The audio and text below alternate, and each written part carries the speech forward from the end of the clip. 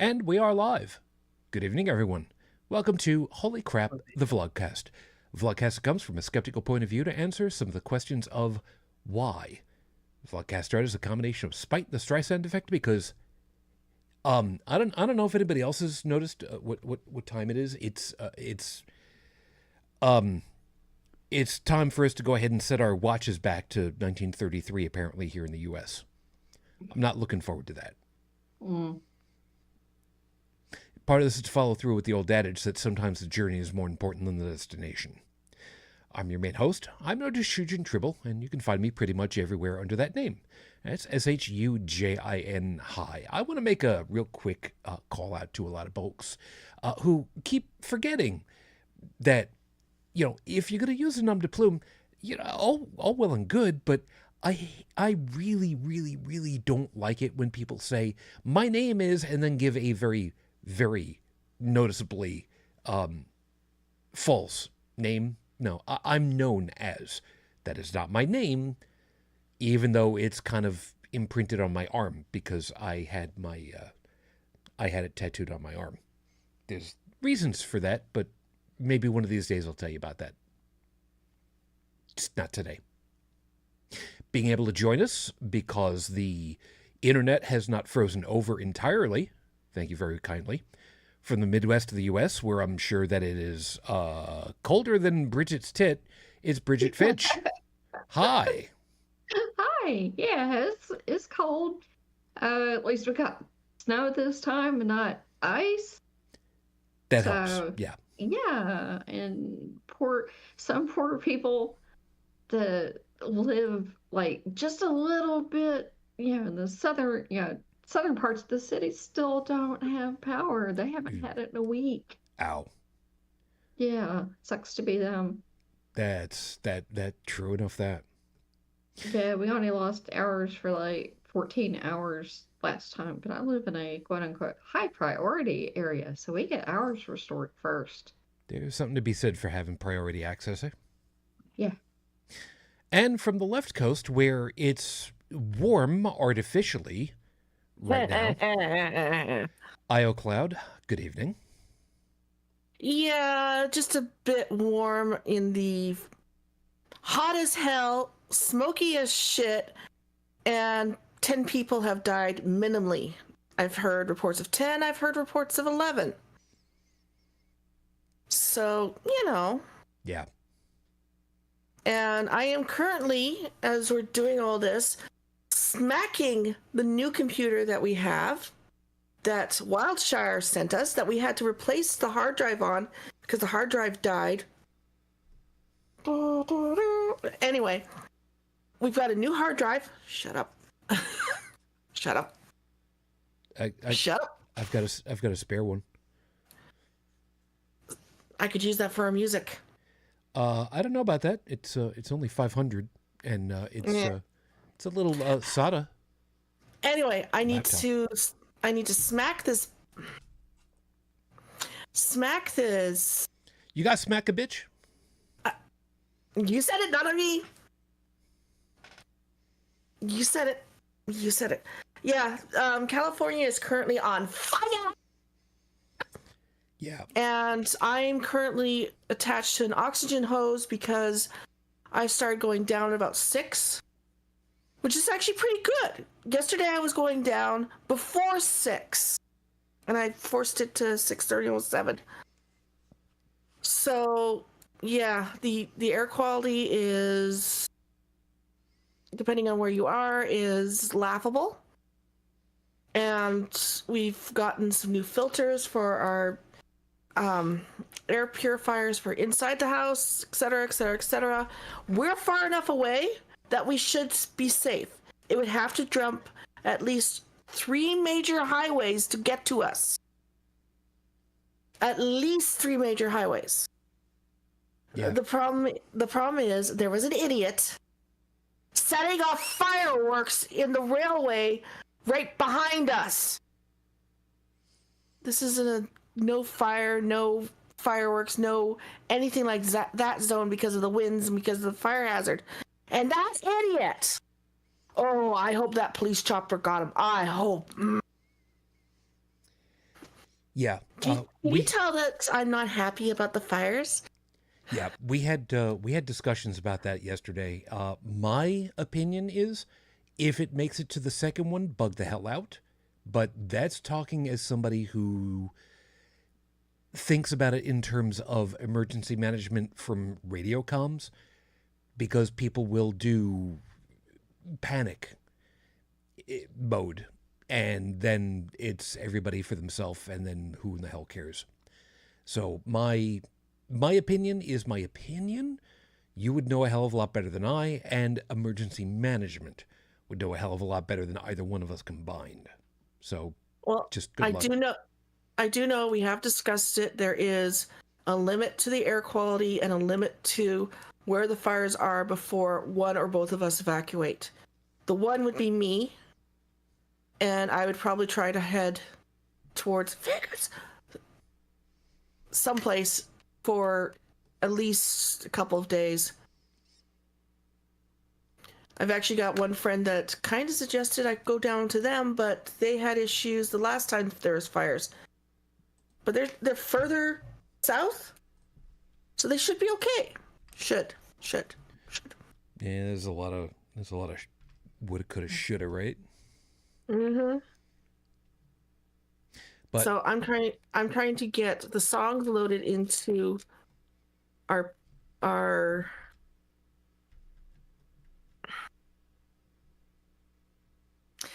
broadcaster. Yeah, I can think. I'm trying to get the songs loaded into our broadcaster, get the commercials loaded into our broadcaster, set things up the way they were, and then pick out songs for tomorrow. Worst comes to worst, all I have to do is flip the monitor and we're back on the other computer. Okay. That was very weird. For some reason, there's a button on the monitor that you can choose which input, so we can actually choose the other computer. Okay. HDMI 1 or video. HDMI 1 or video. So there's a button underneath the monitor. I pressed a button. I like pressing buttons. I'm gonna press, and if I press the button, it will switch it to the other computer. Cool. Those of you that were watching over on YouTube, I do not know why all of a sudden it decided that it wanted to, that Discord lost my video. I don't get that. There's no reason why it should have happened, but I had to change something over on Discord. I don't know why my video went away. I'm sorry. No reason why it should have happened that way. But hi Stephanie. Yep. Thank goodness Biden's still in charge. Pumpkin spice Putin is going to cause problems. And the problem with Canada sending stuff down is one of our air tankers, Quebec 1, got hit by a drone. So yeah, there's idiots up here, like real idiots. Yep. And you gotta kind of bring your yelling down just a little bit, because Discord is very much not liking it and is intentionally saying, "Oh, that's too loud," and making you like stop talking a little bit. So I'm a little bit animated because of everything that's going on down here, because it's danger and people have died and 10,000 homes and buildings have been destroyed and 180,000 people are evacuated, and that's just the raw numbers, probably not the actual numbers. No, just a little bit of... I get you. Yeah. So since she kind of led the bit just a little bit, of course, those of you that join us live as we're recording over there on YouTube, you can be part of the live chat over there, which in this case would be Stephanie chiming in directly. Good morning.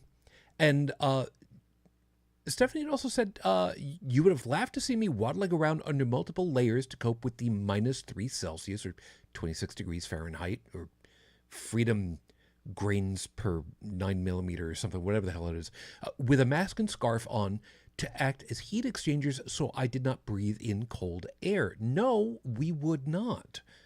Not because we would otherwise laugh in some cases at -3C, but because everybody deals with whatever weather they've got the way that they get acclimated to, man.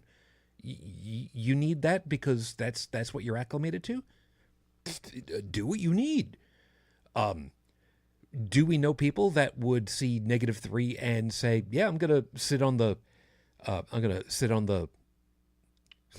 brick wall over here in shorts, a t-shirt, and pull out my guitar and play for a little while for people that walk past"?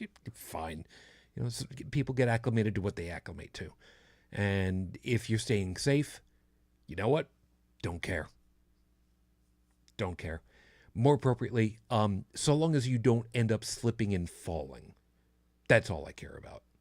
Because after it goes to, negative anything Celsius, you have to be a little bit more careful about your footing. And if your footing says you have to waddle like a penguin in order to make sure that you don't fall, cool, fine, don't care.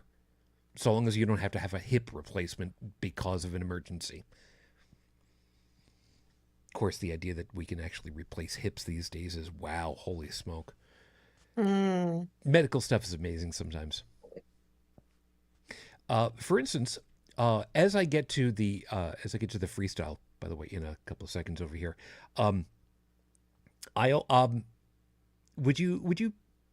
I don't know that you want to give it out. You know what? Let me do this. Hold on a second. Let me. What did I do? No. I'm checking to see. I pushed the button. Push the button. No, stop. But it's a cute button. It's got my name on it. Button number 2. This is a skit that we do when he's DJing.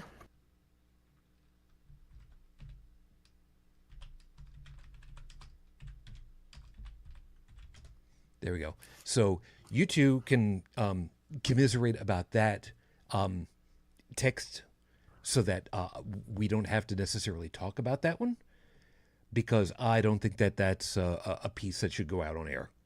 I don't see why not. Basically, I'm recovering from bronchitis and my lungs have taken a hit. It'll probably be about a month before I completely recover, but right now I've been bottoming out, so I've been as low as 86, but feeling fine otherwise.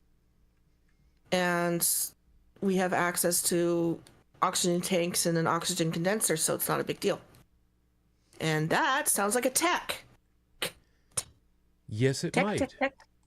UnrenownedTech being able to join us from the East Coast. Good morning, sir. You are fashionably late. Yes, sir. Tech. Do you have a little black dress to wear for just this occasion, then? I have a black robe that makes me look like either Hagrid or the Undertaker, or the not the Undertaker, the Grim Reaper. I'll take it. I'll take it. I loved Hagrid. He was such a wonderful character. I miss him. Yeah. Fair enough. You made it just in time. Hold your wands high, everyone. Let's honor the ones we've lost. Fair. Although I will go ahead and, before I get started with the freestyle, I will say this: there is one we will not miss, and I have to do a little bit of research because I may have to do a serious dealing in my musical collection. Apparently, I found out, and I need to confirm it entirely. Anita Baker, if I remember correctly, and I need to double check, I believe was someone who recently passed, who I did not know was heavily into the anti-LGBTQ community. Please note I said anti. Now I need to double check. American singer-songwriter? Well, if it's No, she's still alive. Yeah, I was going to say she's in her 60s and she's still alive. Then I need to double check which singer it was, where Anita this came Bryant. up. Anita Bryant. Ah. Thank you. That's You're why I was welcome. saying that I saw it briefly. I saw it very quickly. I didn't have the opportunity of checking the information. And I do have to pull up information so that I can do a whole bunch of due diligence and confirmation, because if the information that I briefly saw was correct, I will be going through my music collection and I will be changing out information, including a purge of the stuff. Anita Yeah. Bryant should have been purged from your stuff eons ago, Shujin. Didn't know. It's one of those situations where I can claim complete ignorance. I did not know. There are only a handful, by the way. Let me explain this. In my music collection, which is quite voluminous, let me tell you, I was faster than tech. I You sure about have that? a very, very I knew large... how bad she was in the 80s, Shujin. I mean, come on. Again, I didn't know. Sure. None of that information made its way to me. However, there are a handful of artists that I have just flatly removed their stuff from my collections because I do not feel that I should have I should not be a platform for them. These artists have included, this is not an extensive list, all Michael Jackson products specifically. There are a handful of songs where he had sung on that I'm still dicey about, but his actual works are not in my collection because I do not believe that he was nearly as innocent in all of the dealings. Gary, Wait. Gary, Are you talking about his alleged possible Yes. PDFing? yes, Okay. Yep. yes. Gary Glitter, we know full well, and Stephanie's going to go ahead and be, oh, fuck that guy. Gary Glitter, we know full well, was, and exactly that, was convicted, and there's no way in hell I'm allowing Gary Glitter to... Rock and Roll Part 2, maybe an Anthem Stadium kind of song, don't care. Gone.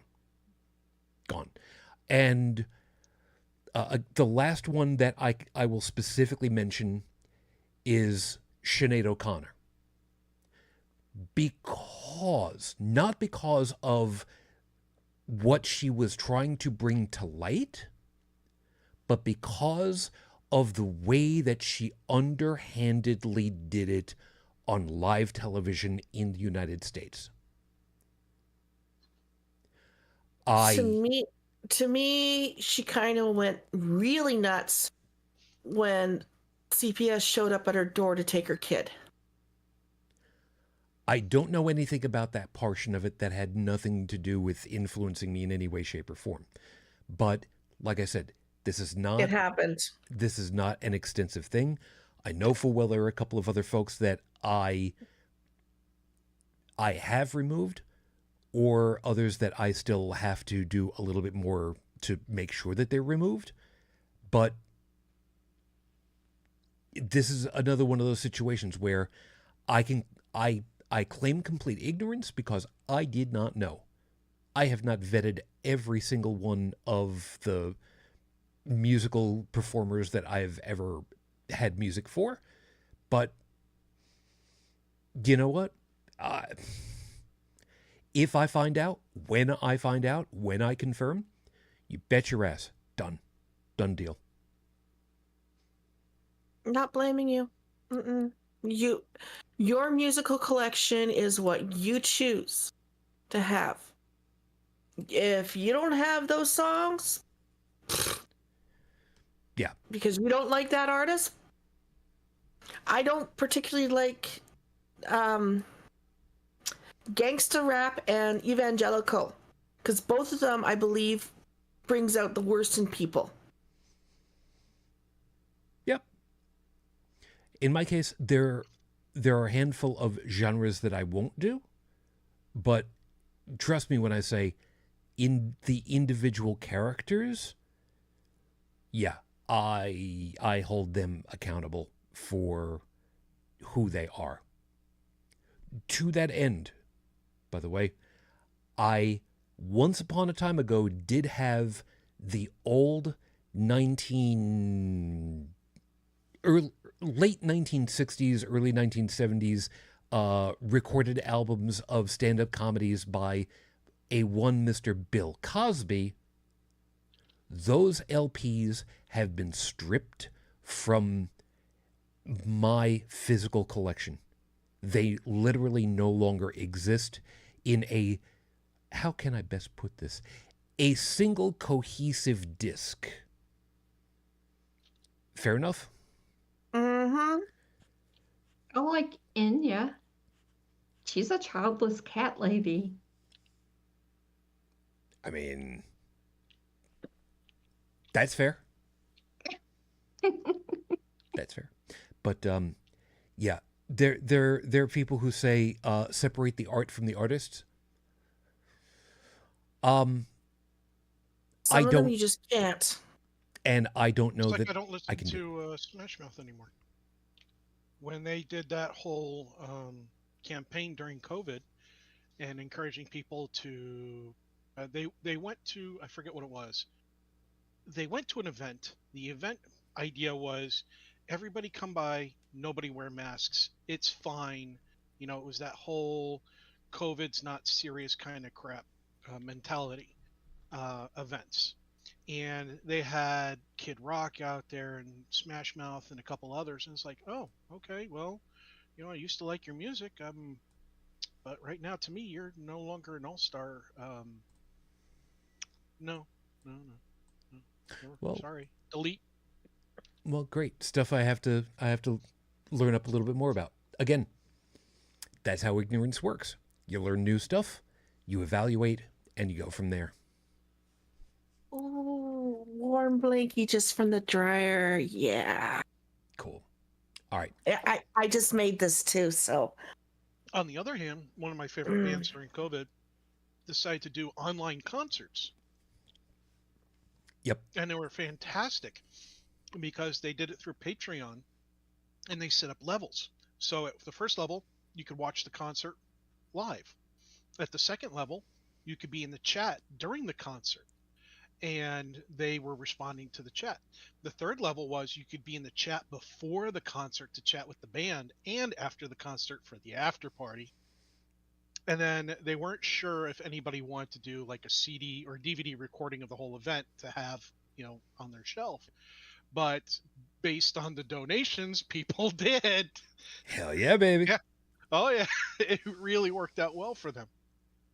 I hope they did it. I hope they did it right, and they put a couple of good quality cameras at different spots in where the audience would be, also, instead of just the typical, five. Well, they did it from different angles, and they had one guy or person who was managing the camera angles and such.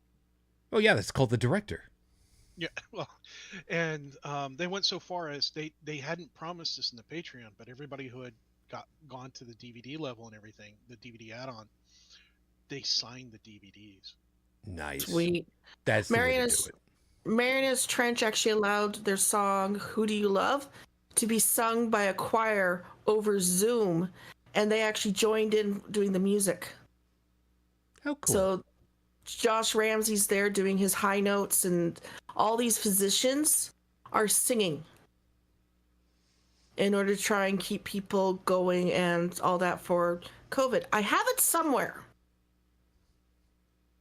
Yeah, there are a lot of great groups that came together during that time in order to do stuff. So, oh yeah, literary actors, actresses, musicians, playwrights. There were a lot of people who did it the right way to help. Yeah. Everybody. Yeah, and to all you guys that had something to do with it, even though the vast majority of you will never see this, just thank you. Just damn thank you. So let me get things actually properly rolling over here, because we got a show to do, surprisingly enough. And believe me, nobody is more surprised about it than I am sometimes. So at 5 minutes on the clock, your 5-minute freestyle is going to start now. HEATWAVE. Yes, it's the title of a song from, I don't even remember what year it was. It doesn't really much matter. It's had several go-rounds. HEATWAVE in this case some of us are having a really hard time trying to understand exactly what that translates to. It's tough because we as fragile humans, we much easier understand weather instead of climate. And for those of you that are watching that are wondering why I suddenly have an entire brightness in front of me, it's because I pulled up weather information because I wanted to kind of speak to you on these kinds of things. I pulled up two of my favorite locations to talk about because they're traditionally this time of the year, they get cold.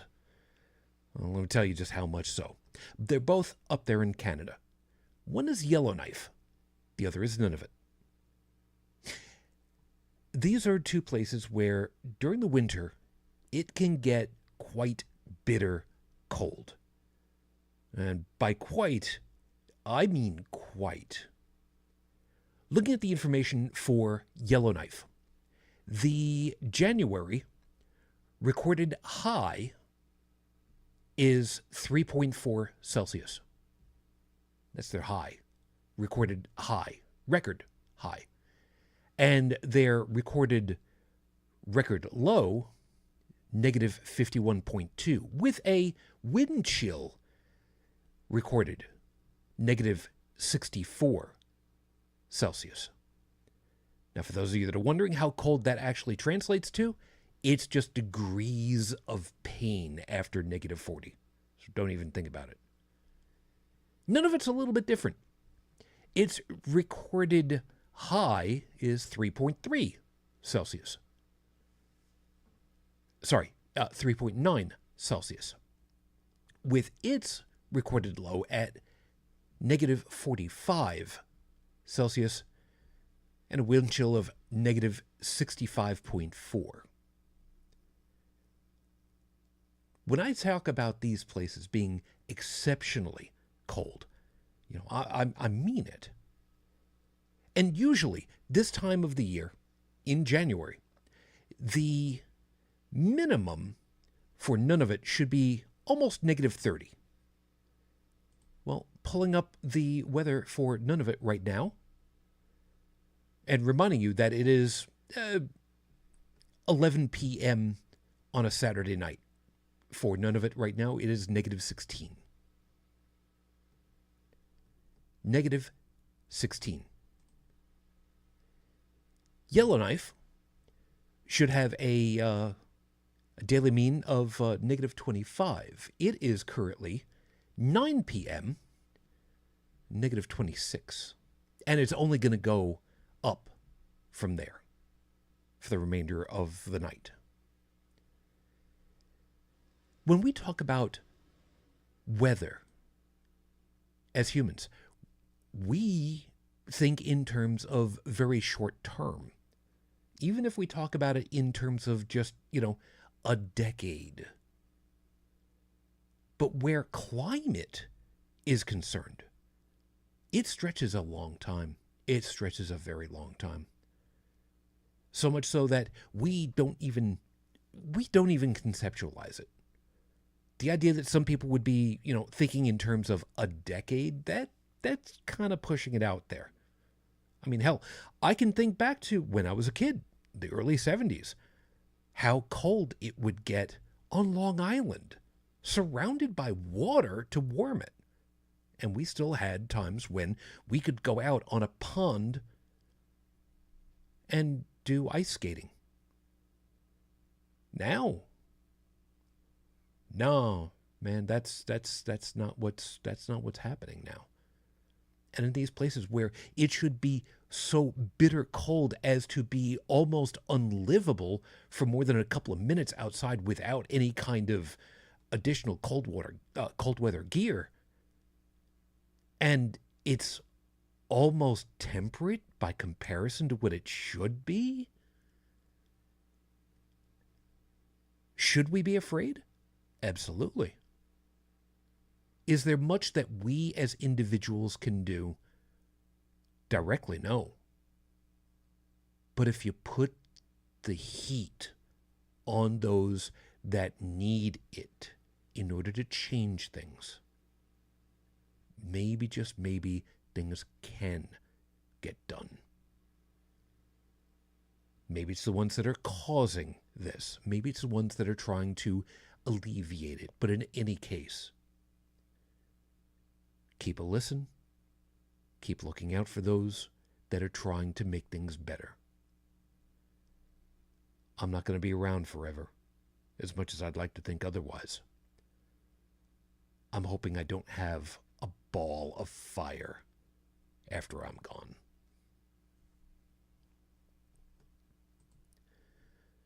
So yeah, before I get into the actual proper episode itself, yeah, I don't know if you guys had seen weather-wise, these two places are like two of my favorite places to check for exactly those reasons. I still remember when my kid was going to go up to Montreal, and all the class information sheets were saying, make sure that you pack proper cold weather gear because it regularly gets to -60, and we don't want people walking around in windbreakers out there. And it didn't get anywhere even close to that when he was up there. It was cold, don't get me wrong. It was below freezing, but Montreal -60? No, it wasn't going to get to that. I mean, as a wind chill, don't get me wrong, but weather-wise, things have not been the same. I mean, I know I'm 50. Oh my God, I'm 55. I'm going to be 56 in just a couple short months. And I still remember what the early 70s were like with the winter. Holy smoke, man. I am actually legit worried.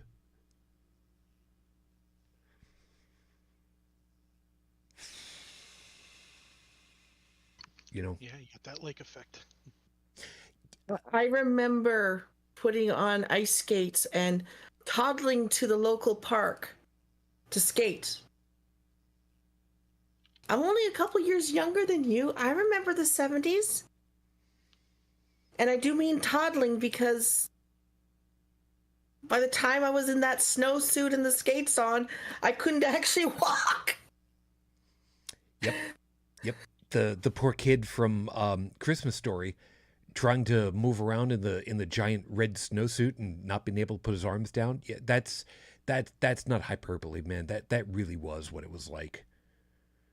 But then I also remember the school within a block of where I lived in Ontario, and they had a hill that was to go down. We got air. Yeah. Gravity's a bitch sometimes, isn't it? Not when you're 5. Good point.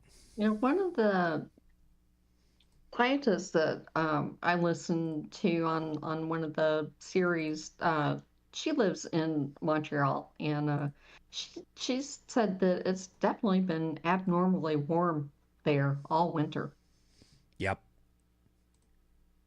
The Inuit elders have said that the sun rises in the wrong spot, and they've been saying that ever since the Fukushima reactor earthquake. So we've had that wobble. Yeah, it sounds about right. Weevils wobble, but they don't fall down. Let's hope it stays that way for us. So let's get to the scopes, because it's about the time. For those of you that know what your astrological sign is, cool. Those of you that don't, you can make it up as you go along. Doesn't really much matter. But if you want to kind of randomize it a little bit, get yourself one of those cool D12s with the little squiggles on it and memorize what they all stand for. Get in touch with the guys that still like us. Heart of the Game Fredonia. They'll be more than happy to sell you one. I can't promise they can ship it to you, but you can always ask. The worst that can happen is that you say, hey, we've heard about you. And so long as they don't send us a cease and desist letter, that would be fine. Remember, that's Heart of the Game Fredonia. Hail, hail, Fredonia, home of the Blue Devil. I have been assured that any D12s will not be a mimic in the shipping, because you're not allowed to ship live pets in the U.S. Postal Service. I am assured that we don't have that kind of a problem. Mimic. Pet. Sure. It's in the window still, I think. Don't be a mimic. Don't be a mimic. Don't be a mimic. Don't be a... I can only hope it. So on a recent episode of the podcast Distractable, of which I listen to several podcasts because I do, the boys over there talked about various paradoxes. Paradox E. Paradoxes. You know what I mean. This week, we're going to get you pondering on imponderable ideas. And just remember, this isn't like Q testing the crew of the USS Enterprise, but more like, did you pay attention in that philosophy class you needed 2 credits in? No. Aries, we're going to start off with a musical imponderable for reasons that will remain a mystery unless you're about to moo. There's only one person that this joke will apply to there, and chances are you're not him. So just trust me, that's a really funny item right there. Let's call it the Pink Floyd paradox. It goes a little something like this. If you don't eat your meat, you can't have any pudding. How can you have any pudding if you don't eat your meat? Some of you already knew this was going to be the quotes once we made the name of the musical group. So this week, how about replacing dinner with dessert one night this week? Because nothing says you can't have dinner food for breakfast either. Taurus. Here's one that features predominantly in science fiction, but never seems to be handled correctly. The grandfather paradox. If you are a time traveler and go back in time to kill your own grandfather before your father was born, you can't exist. But if you don't exist, you can't go back in time to kill your grandfather before your father was born. So this week, there is a way around this problem, but it'll involve parallel timelines and a visit from the TVA. Unless you are Marty McFly, apparently. Don't be a peeping Tom. Gemini. Surprisingly, this paradox has nothing to do with computers. Called the potato paradox, it goes like this. If potatoes consisting of 99% water were to be dried out until they were only 98% water, they would lose 50% of their weight. Don't ask us to explain it. We're just as baffled as you are. So this week, learn how to do actual good French fries and try making them on the weekend. Heck. Oh, sorry. Oh, by the way, with the whole grandfather paradox, it can be explained with something called a Dijin particle. Let me guess, I'm on Cancer Moonchild? Yes. We're about to have some animal lovers very upset with us. Why? Why did you give me this? There is a universe hack that could generate infinite power and require only a piece of buttered toast, some duct tape, a power turbine, and a cat. Yes, I've seen this commercial. Known as the buttered cat paradox. Consider this. If you attach the buttered side toast to the back of the cat, then drop the cat, the grouping would levitate and spin, never solving if the cat would land on its feet or the toast fall buttered side down. So this week, if you're planning on getting a new computer built, consider this a way of properly generating power for it. No, don't do that. First off, if it keeps spinning, eventually it's going to hit a maximum rotation and fly apart, because cats and toast are not structurally sound for high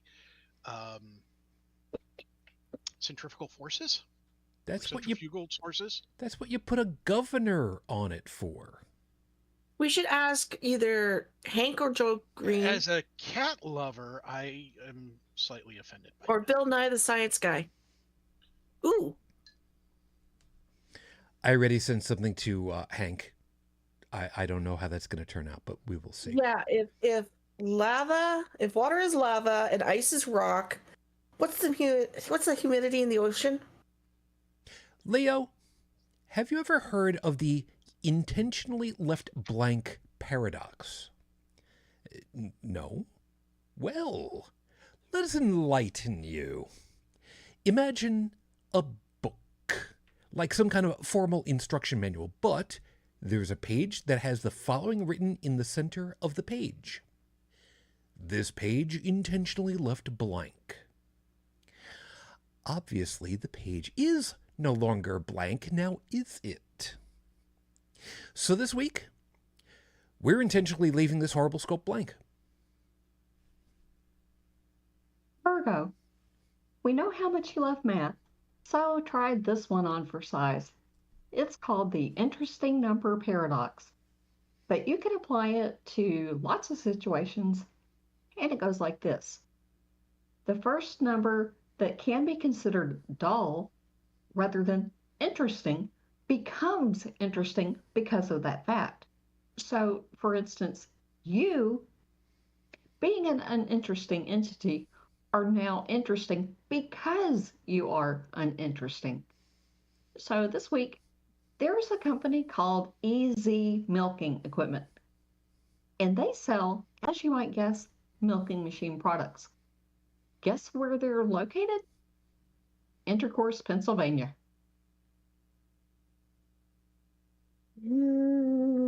That's real. That's real. Libra, we promise we're not targeting anyone in particular with this one. Right.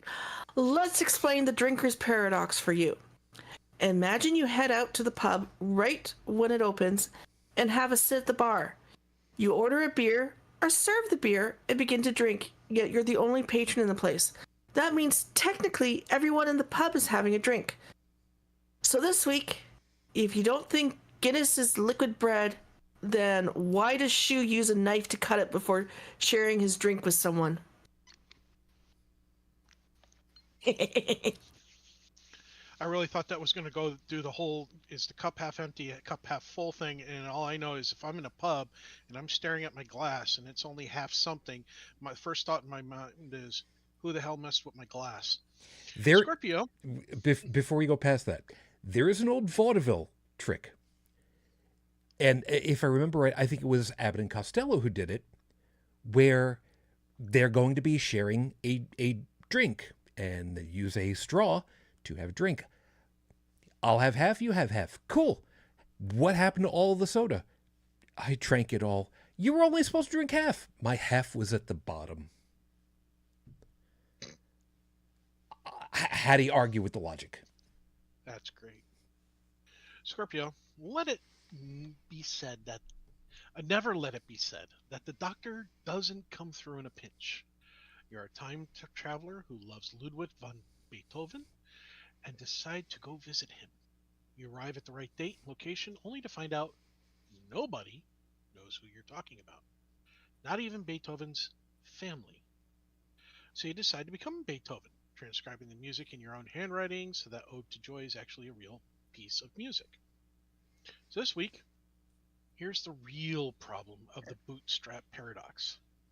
Who really wrote all of Beethoven's music? By the way, if this is an example of the Shujin particle and the grandfather effect. Yeah, there's a YouTube thing that goes along with this one. I'll have to put that into the show notes because the doctor did a wonderful explanation of this, and it was really one of those imponderables where it's like, hold up a second, wait, what? My poor nose is bleeding. Thank you, Shu. Well, I only know about the Shujin particle through Neil deGrasse Tyson's Start and the YouTube show StarTalk. I'll put it in the show notes, the clip that I referenced. But there's this whole real long explanation for it. It's one of the coolest things that explains like so many movies that have this problem of this rotational, this literally enclosed loop in time that can never truly change. And it's essentially referenced as an infinite quantum particle. Fair enough. Sagittarius? Yours is not only a real-world issue, but most likely you read the book using it as a title. The term Catch-22. refers to a real thing, which kind of goes like this. If you claim you're crazy in the middle of wartime, then you're sane enough to recognize you're crazy, thereby making you sane enough to go to war. So this week, are you crazy? How would you even know? Do we even know if we're sane? And will it matter? Look, if you would agree that we live in an abnormal world, then that means that only abnormal people are normal. Good point. Uh, Capricorn. This one isn't an officially recognized paradox, but the fact that it isn't official doesn't make it not an official paradox. Let's just call it the instruction manual paradox, which says instruction manuals are written for people who, almost to a one, will not read an instruction manual because they think they already know everything in it. So this week, read up on the Dunning-Kruger effect and avoid it at all costs. There are things you don't know, but think you do. Stop talking about stuff you don't actually understand. I love making manuals, technical manuals for people who don't read them. I know what I'm doing. Yeah, famous last words right next to hold my beer. And where's my thumb? Yeah, no, I had the shop teacher with the 2 missing fingers. I learned not to lose my thumb. Io. I've been trying to open my mouth to say shit. Aquarius, have you ever heard of the ship of Theseus? It's simple, really. If you have a ship, and over time you have to replace parts of it, plank by plank, nail by nail, beam by beam, when you have replaced the final piece, is it still the ship of Theseus? Or not? And before you answer it, what about you? None of the cells you started with are still part of you anymore. So, are you not you anymore? So this week, were you upset when they blew up the Enterprise in the search for Spock? Was that the original Enterprise or not? Good luck trying to figure that out. The guys last night had a 10-minute discussion about the Enterprise. Well, there's a really, it's not safe for children, okay? And it's very absurd and filled with a lot of young, immature humor. And it's called John Dies at the End, and it actually opens with the axe paradox, as it were, or the riddle about the axe. And it's that alone had me laughing before I really got into the rest of the movie. Pisces, a wonderfully convoluted paradox from the Doctor, because of course it's the Doctor. Madmen in blue boxes have a tendency to screw with time in ways that folks forget is supposed to set time back on course. Or was it always supposed to happen that way? Anyway, imagine that your TARDIS is actually based on Gallifrey, and the exterior is just scraping through space-time, but still the door opens into the interior back on Gallifrey. Does that mean that there is a Planck moment across the universe where the TARDIS is a line across the cosmos?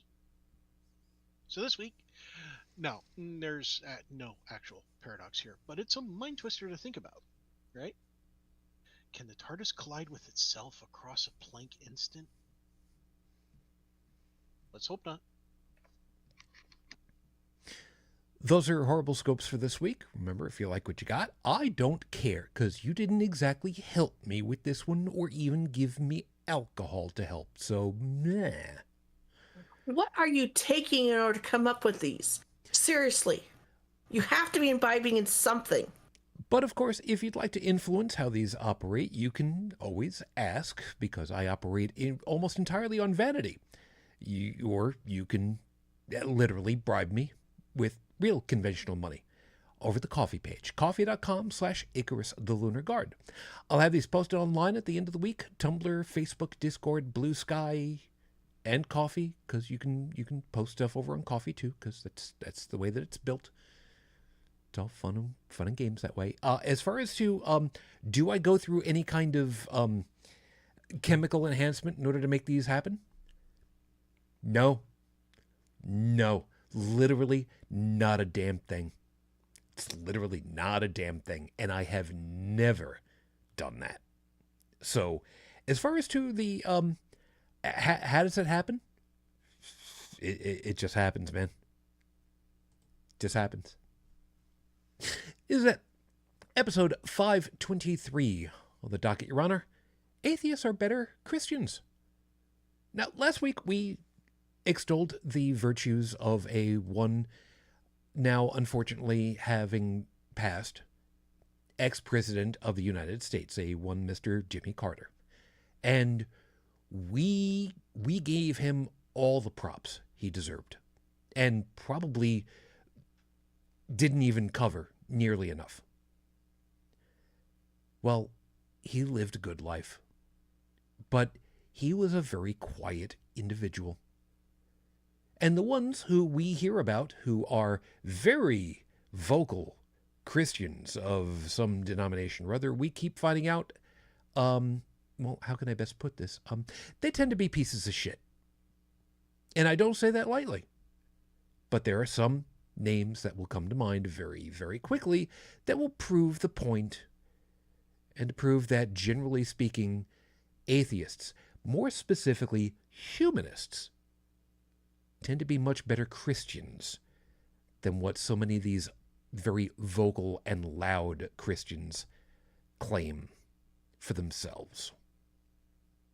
I do want to be clear here that there are plenty of people who are dyed-in-the-wool humanists, but have not given up their religion at all.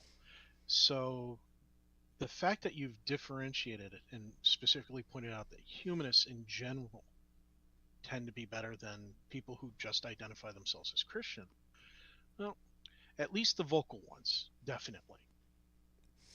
And that's the reason why I wanted to hit this very specifically. And by the vocal, I mean the ones who love to advertise their religion. I'm not talking about the guy next door that says, "Hey, man, you want to go to church with me? I'm a Christian and my church is down the street and I really think you'd like it." You know, just being neighborly. I'm not comparing them to that guy, because that guy might be the humanist, But the ones who are like, "Give to Jesus," and they're doing it in a $15,000 suit. Their Mercedes is parked out back. They go home to a multi-million-dollar mansion that your tithings paid for. That guy next door is a saint in comparison. Yep. And to that end, I'm sorry. I had a discussion in City Hall about a month ago. The now mayor, he wasn't mayor then, he was just a councillor. He might have been mayor pro tem, I forget. He was really happy with all the donations he got, especially from the big businesses. And I mentioned that it isn't the big businesses that he should be happy about. It's the people who have to choose between donating to them and eating. If they're willing to have you that last dollar bill in order to help you with your campaign, that means a hell of a lot more than the $5,000 that some rich business person can just drop. And that concept is actually addressed in the Bible by the Jesus character, So, I mean, it's really funny how people miss that mark, but they've supposedly read the Bible. Yeah. Yeah, I basically told him off, and the person who I donated money to spoke later and said it was that $1 that we gave was worth more than any of the other donations he got, because he realizes what our situation is, because we're fighting for seniors here, and all of our money is going to try and fight the landlord, who's very crooked and very predatory. Yeah, and for people who remember the old cartoon, the old Robin Hood cartoon, where they're anthropomorphic characters and Robin Hood's played by a fox and everything else, one of the little mouses gave their last farthing to the church, for the poor box, which was essentially empty, because the sheriff had taken all the money from the church too. And Little John goes, "Your last farthing? Oh, sister, nobody can give more than that." And you know that resonated with me when I was a little kid. It was like Mm-hmm. somebody giving up their very last dollar, their very last coin that they have, and they have nothing else to give. Is you literally can't give more than that. Yeah. You know, one of our friends locally here, she really freaked out because I sent with her husband a blanket that I had crocheted. She didn't think anybody loved her or cared enough about her health or anything to send her any gifts, let alone something handmade. So I realize she's going through hell in a handbasket and she needs something to give her some comfort. very cool. So I'm going to start off with somebody that we can universally claim is a piece of shit. I'm going to get away with it.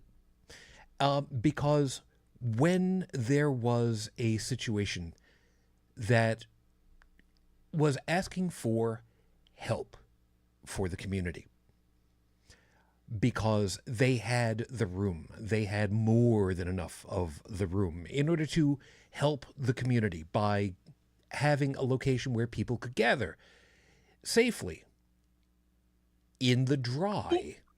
I think I know who this is. Who do you think it was down Texas way, if memory serves correctly? Are you referring to Joel Osteen? I could very easily be referring to a piece of shit like Joel Osteen. Well, I was thinking that you were referring to the FOTUS. Nope. Not the FOTUS? Joel Osteen, some couple years back, he still, if memory serves, still has this huge megachurch. And by huge megachurch, I don't mean just him and his charisma and followers. I mean a large physical structure. Yeah, so the One of structure those. it was literally a former sports arena that when it was still functioning as a sports arena, sat 16,000 attendees. This thing is over 600,000 square feet. Freaking huge. In size. Yeah, it's absolutely huge. It's called Lakewood Church. Yep. I mean, as far as churches go, that's a big church. And right. What basically happened is, and I don't recall the exact parameters of it all, but there was a catastrophic weather phenomenon, if memory serves, that had people out of their houses. I think it was a flood of some description. It could have been a flood. It could have been a hurricane. It could have been the snows. And one of those three things. Churches have been doing the, oh no, we're not going to open our doors for you because you're not worthy. Well, it gets even worse. Now there are times where churches, much smaller churches, because let's face it, it's really easy to be a much smaller physical church than a sports arena. That physically speaking, some of these churches will not open because they just can't. Because in some cases, and I know this one very specifically from my having grown up, Roman Catholic churches have a really bad tendency of physically being much more stone than anything else. Even so much as not even having heaters for the most part. So in the winter, you're pretty well screwed. And in the summer, you've got some industrial fans up on the side walls, and you'd be lucky enough if they even turn those on. But there's still no circulation, but you get the idea. And some of these smaller churches just don't have the capacity for, being able to be a quote-unquote code blue type place for shelter. Some will do it, even though they are, physically probably unsound for it. But in times of emergency, you do what you can, or one would expect. However, when this came up for Joel, his group and his organization refused to open their doors. Now, keep in mind that there's a whole controversy around it. And if you go to the Wikipedia article that we'll post, it's annotated for all the references, right? But the short of it is that one of his associate pastors went on to say it's inaccessible due to severe flooding. If we could get there, we would open the doors. One of their spokespeople said that the floodwaters was just 1 foot away of spilling over the facility's floodgates and surging into the building. Now, I wasn't there. I can't say that was. There were some pictures. The spokesperson said that the pictures were taken the day after the floodwaters had lowered. Osteen, or however you say his name. Joel. You're right. He said that the church was open from the beginning and we've always been open, blah, blah, blah. Now, eventually, on the evening of August 28th, they did announce that the church would be open at noon the next day as an available shelter for storm victims and emergency personnel, and it did do that at the very least. So they may not have been open during the storm, but they did open up later and provided the space for much needed. But that whole controversy, I mean, it still stinks. But sadly, a year later, the mayor, Sylvester Turner, proclaimed a day in honor of the assistance of the Lakewood Church. And I'm just like, you know what? Whatever. I mean... Yeah, what about all the other groups? Yeah. What about all the other groups that would have helped? I would have rather, Day of Honor for all the men and women who worked hard to save lives. The first responders. At the risk of their own. Yeah, I think that would be much more honorable. Yeah, and let's always remember. And by the way, over in the chat, Stephanie is also pointing out it was after Hurricane Harvey, 2017, and also pointing out very specifically after the publicity and donations dropped. ... Which, yeah, in situations like this, though, I want to make very clear representation that one of the groups that almost never gets recognized for the life-saving work that they do in these types of emergencies, where they will put their lives on the line like no other group, and I do not say that lightly, is the goddamned Coast Guard. Mm-hmm. My God, if you have never seen the U.S. Coast Guard go out there in stormy weathers where the boat, the waves are like this, as high as the boat is long, you do not have any idea just how absolutely pant-shitting terrifying those moments are. And I've never been out on a boat that had anything more than a 2-foot maybe swell on the open. And that's so just... I live close to where there's a U.S. Coast Guard station, marina, if you will.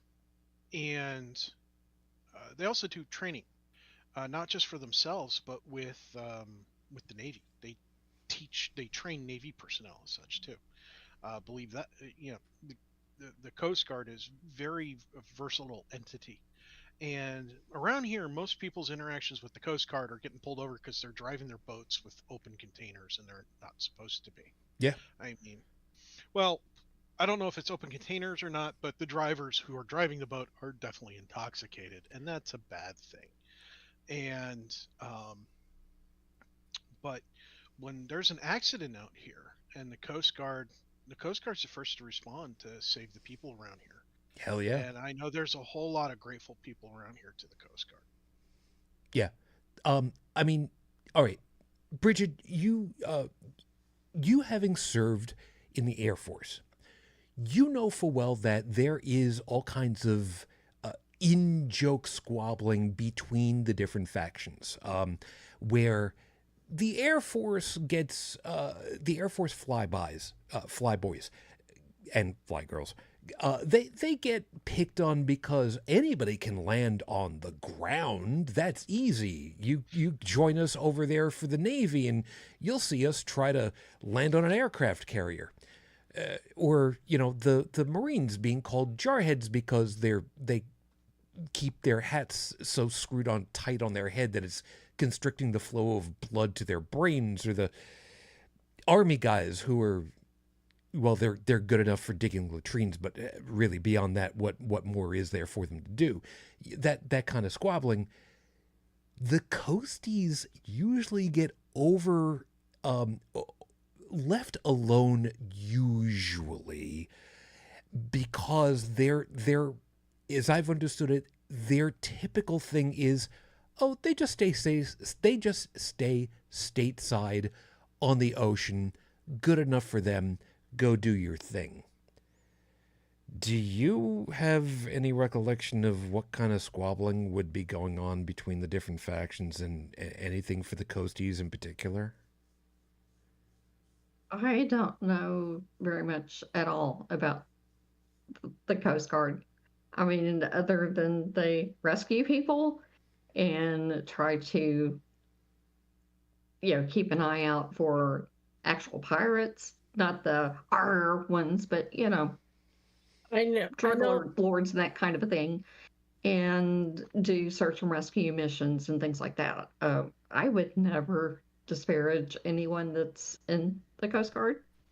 I've never heard anyone disparage anything, about the Coast Guard.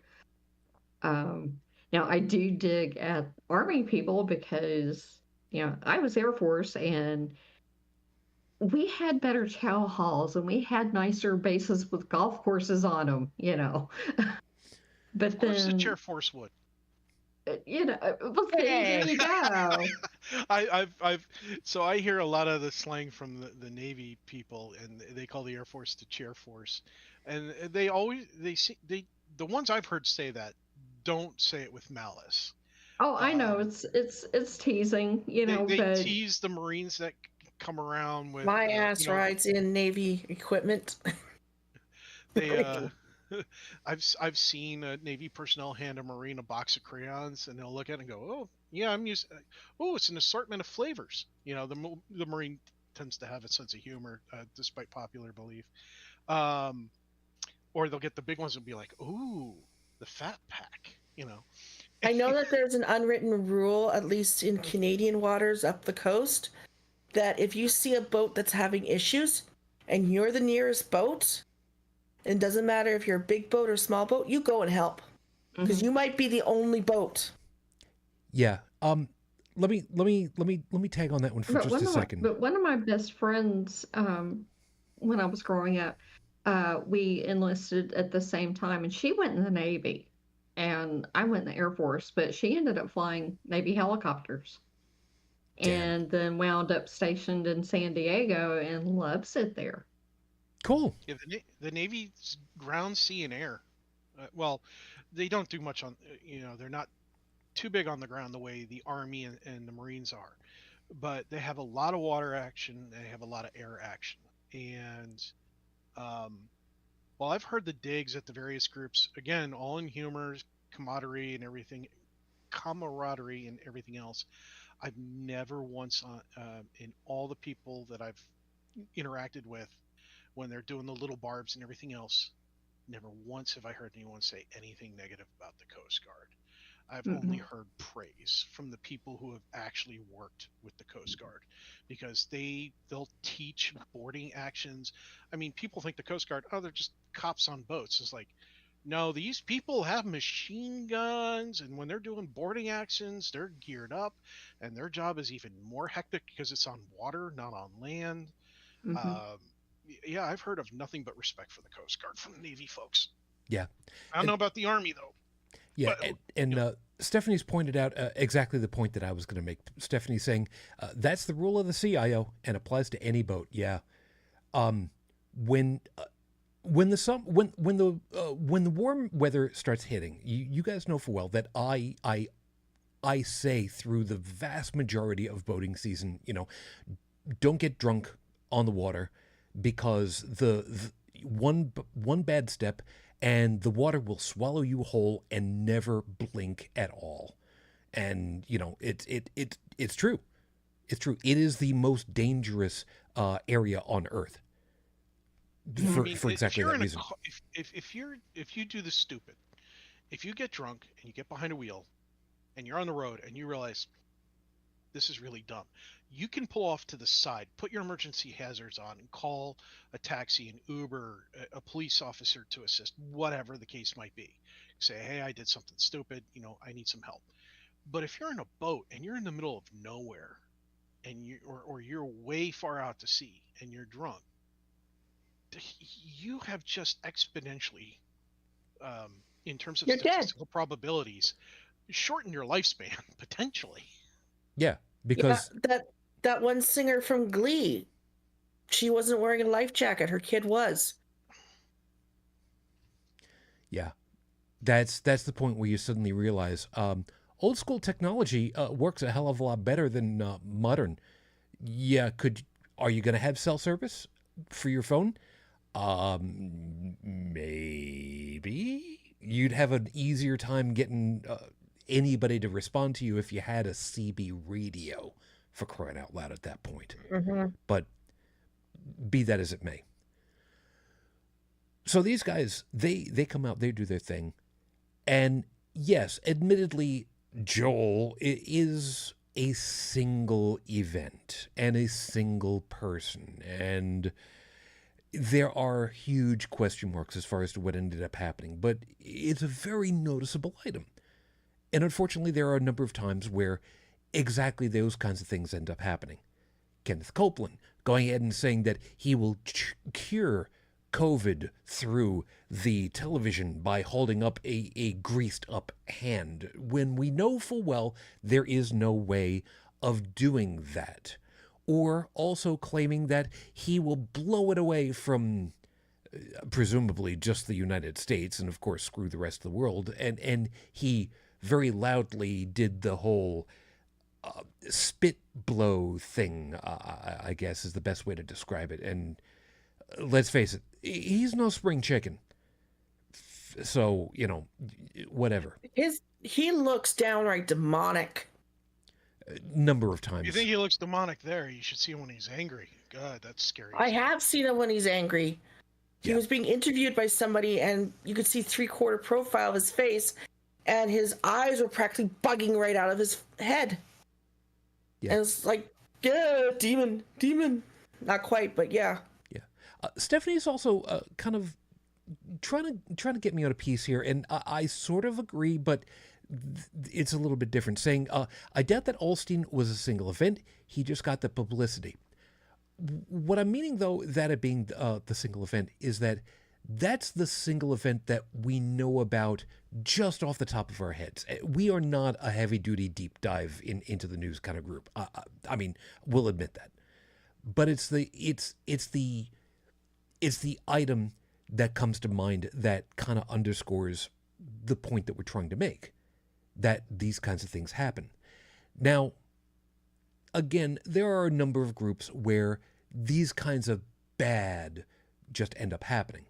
And I can give you a much bigger religious problem that is a worldwide issue, for lack of a better way of putting it for a second, and I don't think anybody's going to have a problem agreeing with me on this one. Advocating for not using sexual prophylactics in order to curb the spread of HIV. Does anybody know which very specific religious organization I happen to be thinking of? Talking about the Catholic Church in Africa? Uh-huh. Yeah, okay, we'll just watch little girls that are still in diapers get raped by men because they think that's the cure. There are so many situations where exactly like this, except they are far, far smaller because the scope of where their influence is so much smaller. And it's hard for me and for us as a group to condemn every religious person for the actions of the few. We're not going to say that all religious people are bad. Hardly. We know full well that there are a number of them out there who are good people, who try really hard. I mean, shit, we did an entire thing about President Carter last week about how amazing a person he was because of his faith and his humanist ideals. He wouldn't have claimed it as that, but the fact that they intersected with his religious beliefs, that's fine.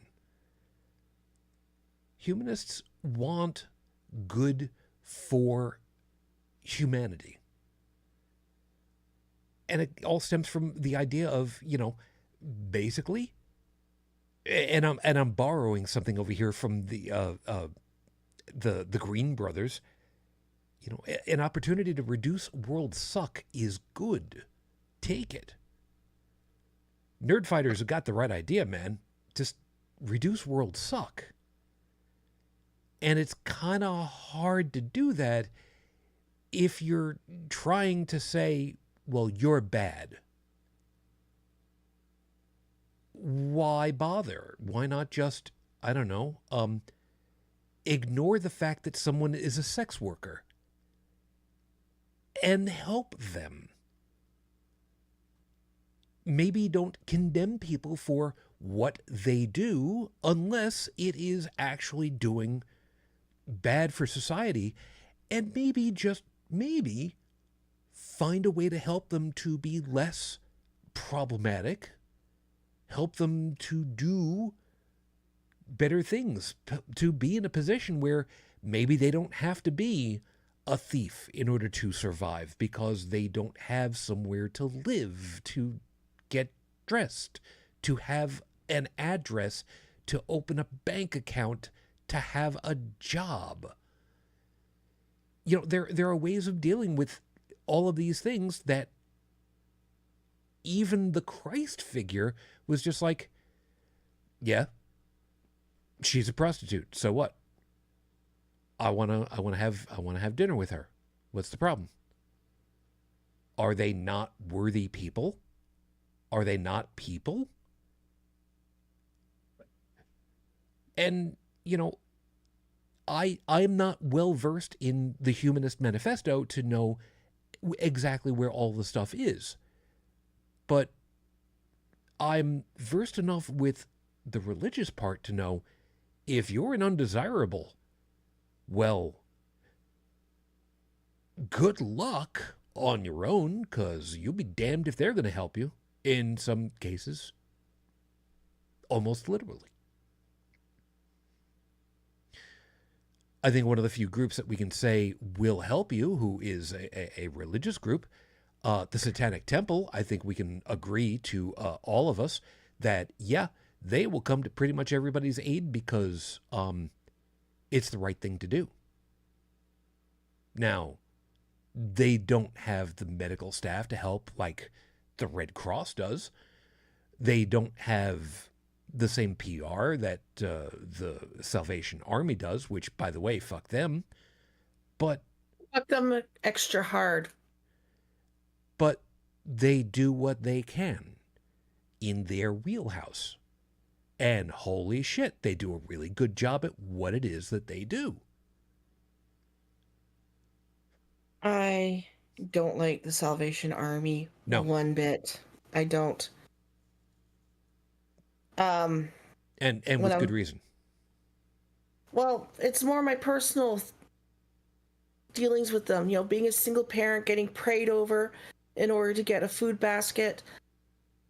Being a volunteer, shaking the bells for those kettles, and being paid X amount of dollars per hour in Vancouver, but on Vancouver Island, being told, oh no, it's volunteer and you don't get paid. we know full well that if you read their information about who they are a evangelical Catholic.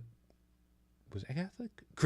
Christian, some group or other, denomination, and their main thing is that they're a church. You know, straight up, that's their thing. There are groups where they say, yeah, we are blah. Doesn't matter what it is, and they will go ahead and they will do good. They will do things. There are various atheist groups who intentionally do soup kitchens, pantries, go out there when there's a catastrophic event and help people in emergency need, maybe food, maybe medical, maybe comfort of some form or other, because it's the right thing to do, not because they're looking to get anything out of it other than they know that they helped.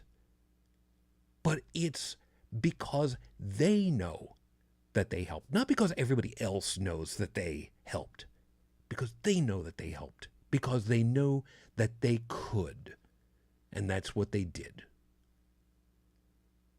And what higher calling could there be other than to help because you can? Let's talk about Hawaii and the fires there, and the two celebrities that said that they were going to match donations instead of filling the pot themselves. Yeah, so you typing about that. Oprah and The Rock. I took one look at what they were saying and said, hell no, I'm not going to donate to that. Not because I wouldn't donate to Hawaiians in order to help them out. I was looking for a different organization, never did find something in order to donate. That's not the point. They wanted people to fill up the pot first and then they would add to it. The two of them together could have put in like $15 million or whatever in order to help the Hawaiians. No, we're only going to match donations. And then, the muskrat and his, I can end world hunger. Just give me a valid plan. So they did. The problem is the money might have gone to where it would have to be paid out in bribes in order to get the food to people. That's how that part of the world works. You have to pay the bribes in order to get the goods through. If you don't pay the bribes, the goods do not move. He could have done it. A case in point. So one of my close friends had a family member who did time, who was very religious, and did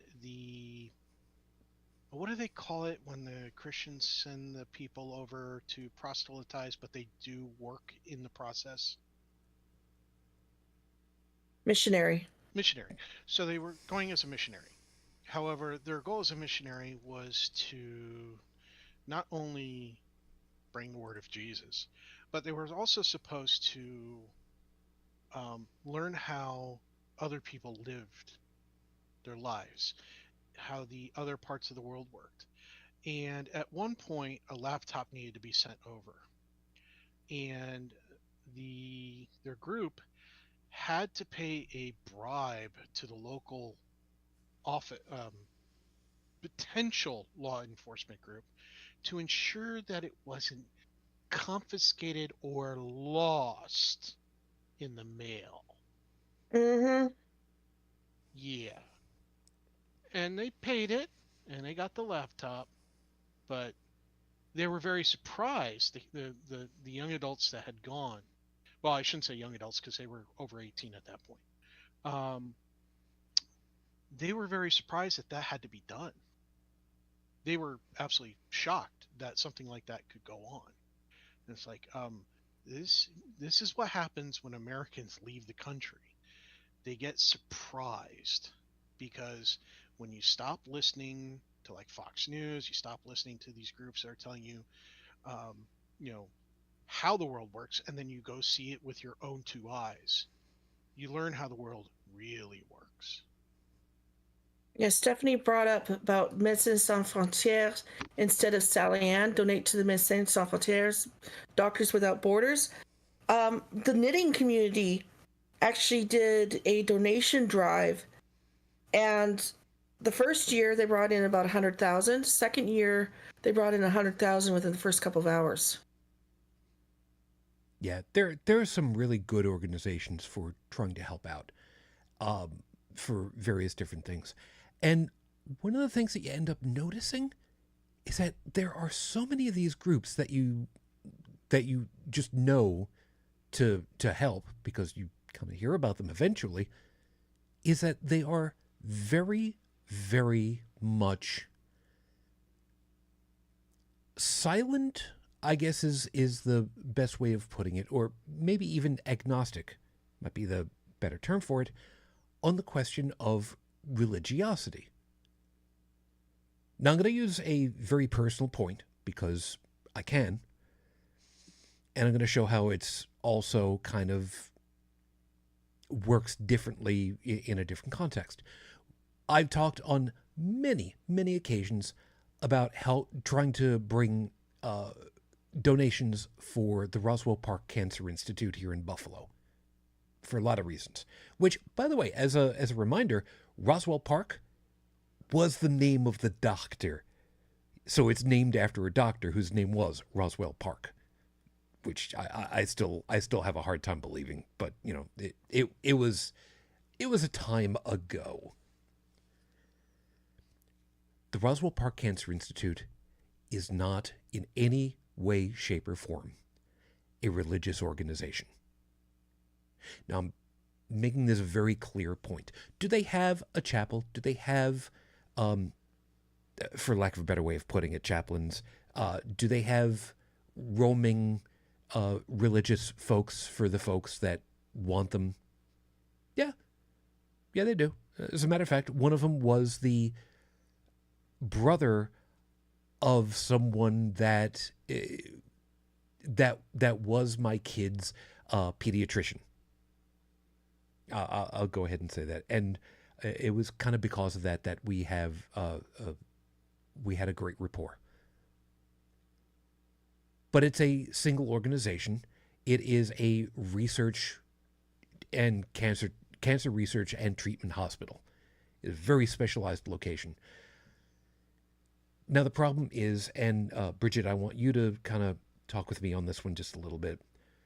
There are, unfortunately, in too damned many areas where the only medical groups that are available, servicing very large swaths of countryside at this point in the U.S. very specifically, are handled by Catholics specifically. Mm-hmm. And I want you to kind of, we've talked about this on a couple of occasions. I want you to go ahead and touch on this one because this one twists me into a knot because of it. Well, what would you like me to elaborate on? Well, let's start off with roughly how much of the country is serviced almost exclusively by them. And don't worry, rough numbers is fine enough. And why I'm specifically singling out for a group that is Catholic specifically. Well, I know that in Kings County, Washington, I don't know if it's roughly 60 to 70% of the hospitals there are owned by Catholic institutions. So even though abortion is still legal in, Seattle Metro, good luck finding a place to have one done. And why would that be if it's illegal? Because Catholic hospitals will not perform them. It's against their religious beliefs. But God himself performed abortions. Right, but Catholic doctrine. you see. Yeah, And I know that where I live, the only hospitals that are in my metro are both Catholic affiliated. And, so there is no alternative hospital for me to go to. The two systems, I mean, they have to abide by the precepts of the Catholic Church, and that's just the way that it is. And so that means that the primary doctors in this area, PCPs or whatever, are also bound to abide by the precepts of the Catholic Church. So, say, like, if I wanted to get birth control prescription from my PCP, that's not happening. oh, I mean, why? I don't need them personally, but I'm just using that as an example. Well, why would a doctor not be able to prescribe birth control pills if it's perfectly legal? Because it's against the precepts of the Catholic Church. Well, what if you go against the precepts of the Catholic Church's organization for medical stuff in an area like that, where they're the only ones that, control the medical stuff, like hospitals? You're no longer allowed to practice with that organization, and you're out of a job. And possibly excommunicated, which is a bigger threat for a lot of Catholics. Which is a whole other piece that we've also touched on, but from the medical point, yeah, you're kind of screwed, ain't you? You are. I know that in this state, and even when I was living in Indianapolis, there was a huge takeover of existing hospital systems by Catholic systems that gobbled them up. And so people who wanted to have, a tubal ligation after pregnancy were not able to obtain them because the hospitals were not allowed to perform them. And because of the insurance that they had, they were not allowed to go out of network to have it in another city at another hospital that would have performed it. So you're kind of host.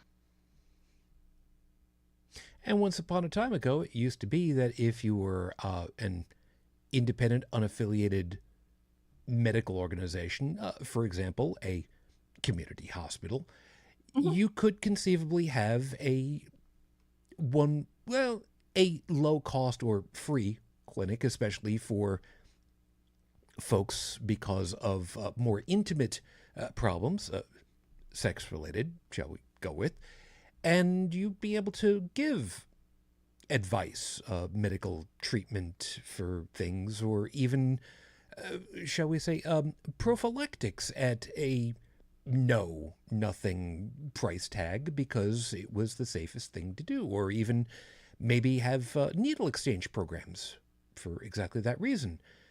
Mm-hmm. And if they get gobbled up by very same Catholic organization, what ends up happening to those types of clinics? They go away. And they're no longer allowed to participate in those programs. And whatever could possibly be the ramification to the social network at that point, one wonders. Women end up with children that they don't want. Women end up in dire straits because they need to have abortions in order to save their lives.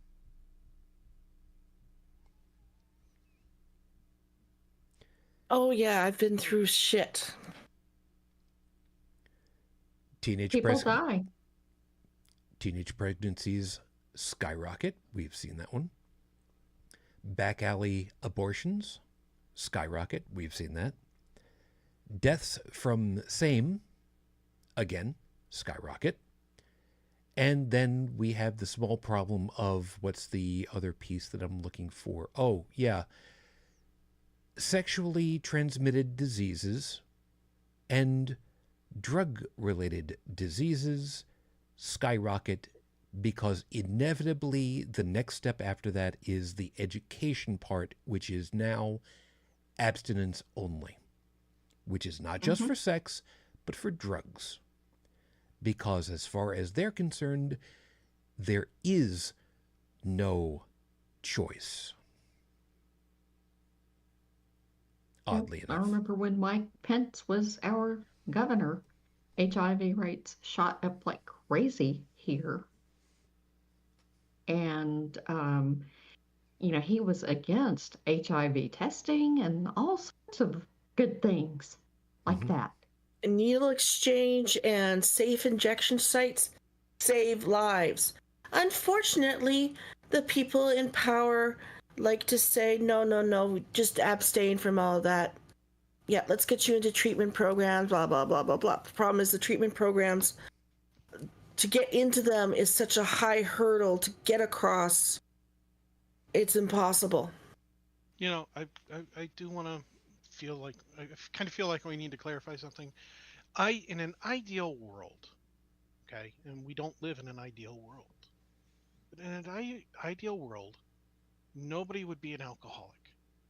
Nobody would be addicted to drugs. Pregnancies would only happen when they were wanted, and so on, right? In an ideal world, there would be no rape. Nobody would be taken advantage of. Those sorts of things. In an ideal world as well. Let him finish off. And there's a lot more that can be said about that being in an ideal world, but we don't live in an ideal world. I have long said that we live in a universe that does not care about us. It's unfair. You can, like they said on Star Trek, Picard, the character in Star Trek, once said, you can do everything right and still fail. And that is life. You can do everything right and everything can still go wrong. It doesn't make you a bad person, and it doesn't mean that you have personally done the wrong thing. We have people who, for whatever reason, are addicted to drugs or alcohol, or they're pregnant or whatever. And the most humanist thing that we can do is be compassionate towards their problems and offer help. But when you rip these programs away, you are telling them they are less than human and you don't care. And to say any other reason why you've done that is to be a liar. And if hell truly exists, I've read Dante's Inferno.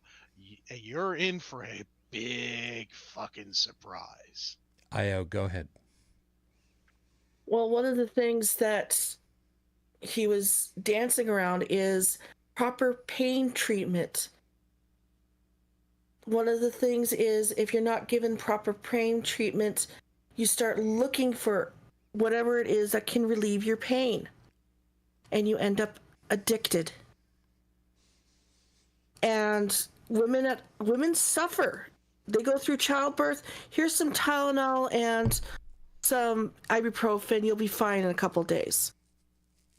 They get IEDs inserted. Oh, well, yeah, there's no pain relief for this. You just have to grin and bear it. Apparently, it's one of the most painful things that can happen to a woman other than childbirth. I had a medical test done to me without my consent. It was basically, we're here anyway, why don't we do it? And coerced into it. And I passed out because no pain relief was given. And it's not just women. People who break bones, just dislocate joints, do damage to their back, they're not given the right pain relief and the right treatment in order to heal. They're given band-aids and pats on the head, and it's all in your head, and you're not actually in pain. So they go and look for other ways to deal with the pain and to get rid of it.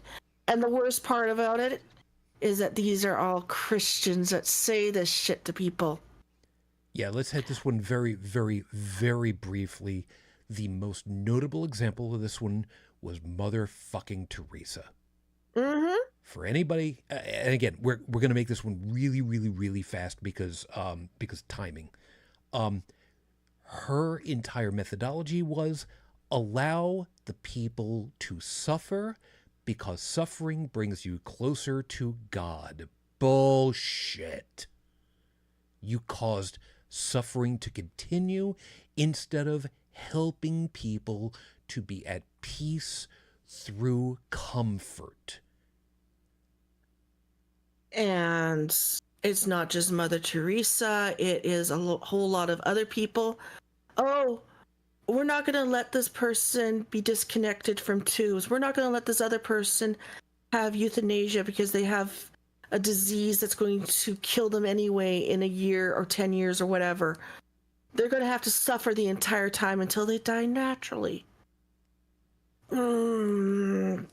So this is why I wanted to hit this one really quickly also, because the concept of allowing a person autonomy over the duration of the remainder of their lifetime. Please notice that I'm using very carefully constructed terminology so that I don't have to justify it to the powers that be. Humanists and atheists will say almost to a one, not all, but almost, will say it is the person's choice because it is the person's life, because it is the person's autonomy to choose for themselves. None of us can make that decision for them. The same thing with euthanasia also has the evil coin, and Canada is experiencing it. There have been people who are poor, who are disabled, and they've been told, here is MAID. You should do that. That's your only choice. Instead of supporting them, helping them, and actually being decent human beings. No, go kill yourself. Okay, I was hoping to entirely avoid using phraseology like that so that I don't have to justify to the powers that be later. So a little bit more careful. Okay. It's Anyway. medical assistance in dying, and that's exactly what people have been told. That their choice is to die. Okay, you're not... I want to avoid these terms very specifically. Please. Sadly, you have to say things like unalive. I hate that. Well, you may hate it, but the algorithm system does ding channels for it. And we have been hit for we've been hit for less than that.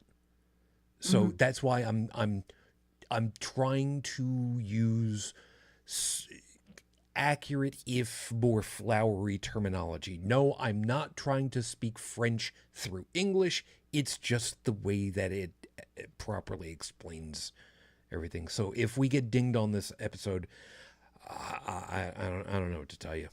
We'll see what we can do about this one. In any case, the point being is that humanist atheists will tend to say it's your life to do with as you will. It's your choice. Ultimately, we can't make that call for you because it's not ours. Versus those who will go from a religious standpoint and will say, your life was a gift from the Almighty.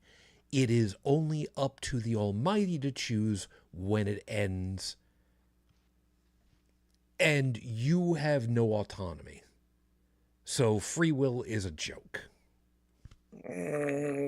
Yeah, some of the doctors, I know that when my husband was, teaching medical ethics to some of the pre-med students at the medical school, he would get into arguments with them over that because they felt like, okay, if a person has a living will and they've expressed clearly their wishes and the family is aware of their wishes, some of his students felt like they had the power or they were willing to declare the people incompetent and overrule their wishes and keep them alive no matter what. And to me, that is very, very cruel. Yeah, and we've touched on various news articles where maybe not necessarily under the very same conditions, but where outside forces have come in and said, "Yeah, we're taking it out of your hands. We're legislating it because we can." And just because you can does not mean that you should. And there's the entire crux of the show in 5 seconds. Ultimately, whose choice is it? Believe it or not, an hour worth of talking in order to bring it down to that 5 seconds. Whose life is it, and who has the autonomy to choose? Well, that's when you get into the fact that the government is the parent. It was in the Magna Carta, and I've seen stuff, huge discussions about how, in the end, it is the government that is the parent of the person.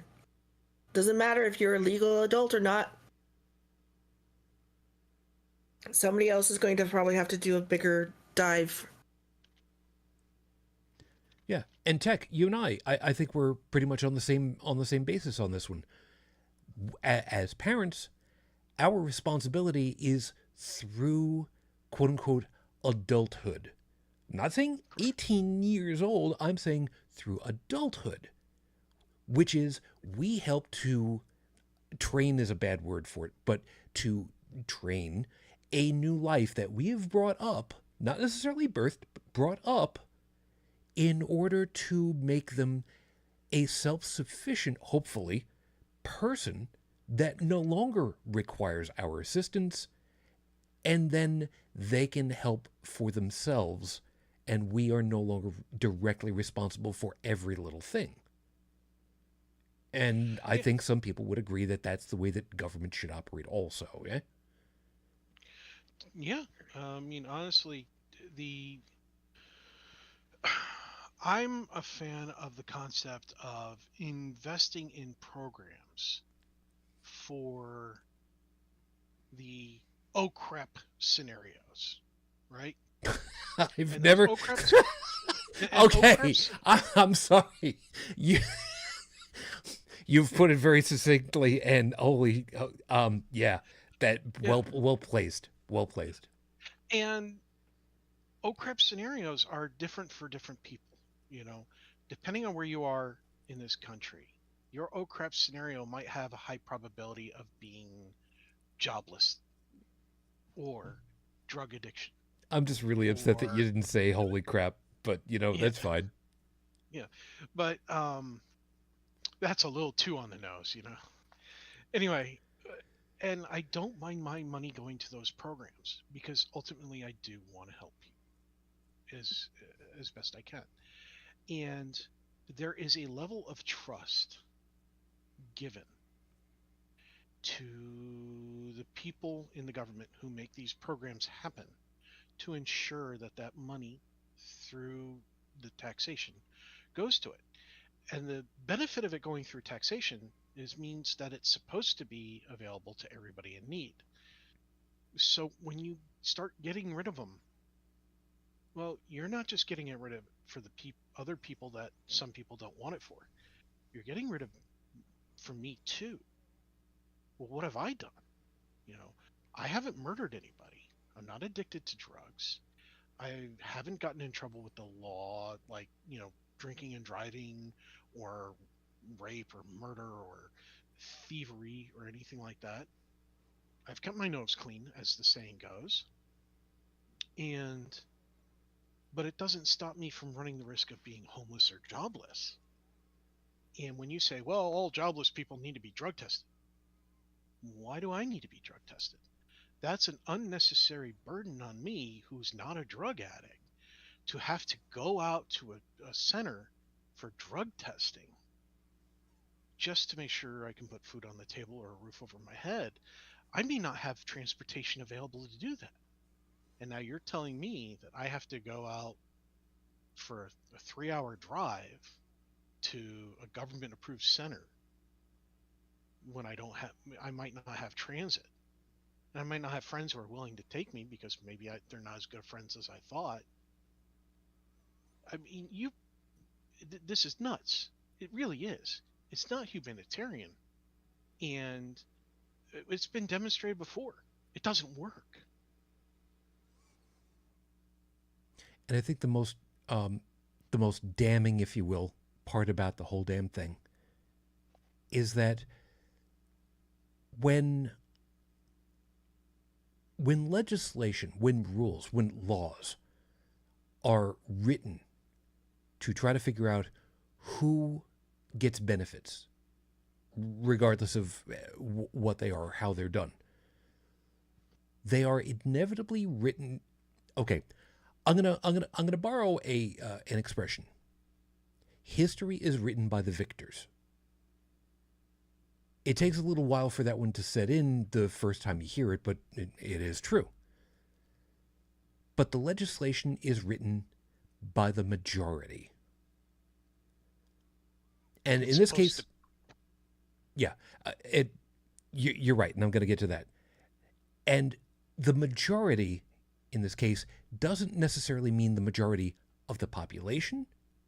It means the majority of those that end up in positions of authority. And unfortunately, that tends to be, current day, that tends to be those that have the ultimate motive of gaining for themselves, individually, and their in-group. And one of the biggest in-group collections are based on religious affiliation. So if you are not part of said religious affiliation, you're an outsider, you are less. So it doesn't matter, because then the rules will be for thee and not for me. And for those of you that are wondering just how much lesser can they be, in high schools, there are a religious group whose name is, oh God, I forgot what the name of it was now. Shit. The Seconds, I think is what it is. You mean Second Life? No. In religious, there is a religious grouping club. I forget exactly what it is. In schools, public schools here in the U.S., and I think it's called the Seconds. I think that's what it is. I've forgotten which group it is. It was in my school district at one time. Second Life. I'm sorry. I was thinking Young Life. My apologies. Yeah. And the name is specifically meaning we are, those of us part of that grouping, that religious grouping, we are second best. We're not God, so we are second to. We are less than. And that is a descriptor specifically for high school kids, assuming that it's only in high schools and not in middle schools, because why would you ever go after the middle schoolers? Oh, right, they might. And even that, at that age, drives home the concept that you are less important. And that is an insidious part that I detest.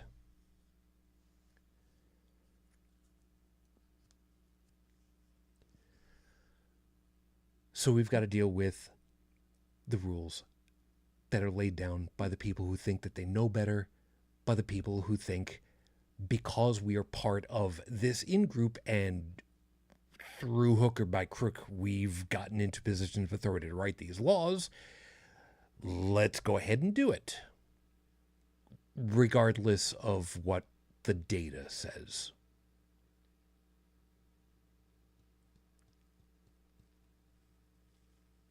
One of the groups that does a lot of dealing with narcotics, alcohol, rehabilitation is AA. Judges send people to AA. The tenants are religious. It's basically forcing people into a religious organization in order to prove that they've gone through the rehab steps that they're supposed to go through. Yeah, and one of those steps is accepting essentially a higher being. Otherwise, you don't complete it. There have been lawsuits in this country about forcing agnostic, atheist, non-secular people to go to AA meetings, and a lot of those cases actually won. So states are starting to have recognize state courts are starting to recognize um, non-religious affiliated AA equivalents for people in need of those programs. So we're moving in the right direction, albeit slowly, but I'd rather be moving slowly than not at all in that respect. Agreed. Mm-hmm. Heavy duty agree. Yeah. So, I mean, at least on that front, we're making progress. Hey, But there's still a lot of work to be done.